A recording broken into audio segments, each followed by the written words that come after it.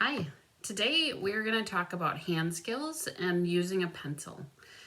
So some people have asked about pencil grip, and what it should look like and how to help if their child isn't holding the pencil right. So these are some things that you can look for. So to have good development of your hand, you should have arches. You can kind of see that my arches are there. And that means all my muscles in my hands are developed. If they're kind of flat, if my hand was more flat, the muscles wouldn't be so well developed. So to look at functionally, I should be able to pick up coins. I just have some coins here. Pick up a coin, put it in my hand, and be able to bring it back out again. Then that tells me right away that all those muscles in my palm and in my fingers are working, especially if I can pick up several coins and put them in my hand.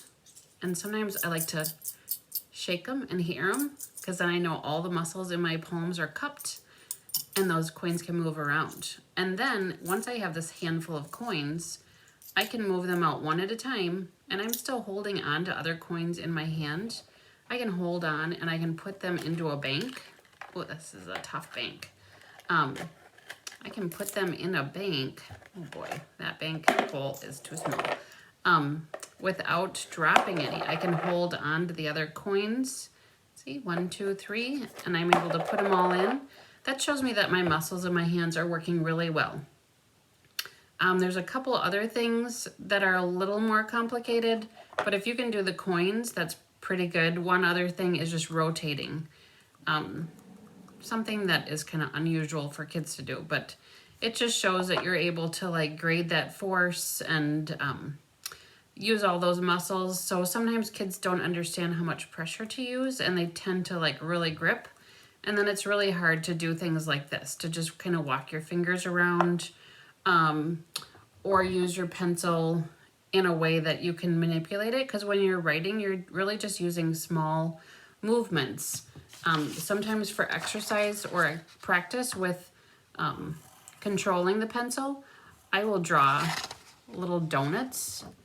I don't know if you can see that yet. You can see that. And then I'll have them use their pencil to go round and round.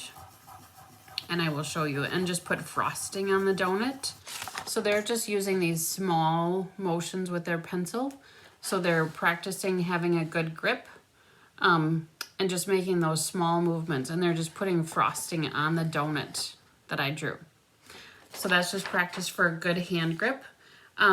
If you don't have good hand grip and maybe you're trying to hold it like, you're really fisting it, you're really just kind of just so tense. One nice pencil that I found is called a Twist and Write. I just buy them on Amazon for a couple dollars. And they usually sell them in a multi-pack. But to use these, I'm going to show you how to hold on to it. You point your finger, and your finger goes in the Y, and then your other 3 fingers, your thumb and your middle finger, go around it. So it's like a triangle, and it just goes around all 3 sides of that pencil. And these 2 fingers should be shut. And if it's hard for your child to remember to keep their fingers shut, you can put something in there. The only thing I have handy right now is just one of these coins I just used. But sometimes I like to put like an eraser or something like that. Something that would give them a little more feedback. Like if I had an eraser from my pencil, that would probably be the right size, to have them hold on to it so they remember to keep this part of their hand steady, and just these 3 fingers are all that's moving. Otherwise, they tend to use all 5 fingers sometimes, and then their strokes have to get really big, and they're going to write really big. So to help them write smaller, we want just these 3 fingers to do the moving. So those are some tips. I have one more.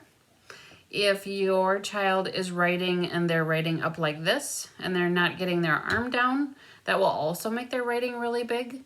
So you can take like a 3-ring binder or something and make a surface that gives them a slant to put their arm on.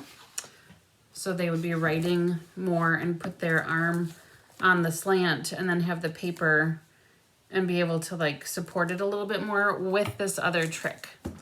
So I have this rubber band. I'm going to put it on like a bracelet, and then I'm going to pick up my pencil And I'm going to take my rubber band and I'm going to twist it once and put it on here. So now it pulls my pencil back into my hand and just kind of brings my wrist back with it. So I'm more likely to get that good posture for writing in my wrist. So I will show you that again. So I just put the rubber band around my wrist, then I pulled it a little bit and I gave it a twist.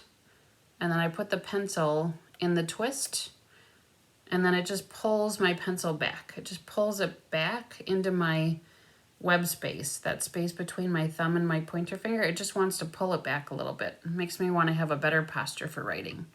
So those are my tips for pencil writing, pencil hold, pencil grasp, all those things for today. So looking at the muscles in your hands with the coins and seeing if those muscles are developed, and then looking at some adaptations.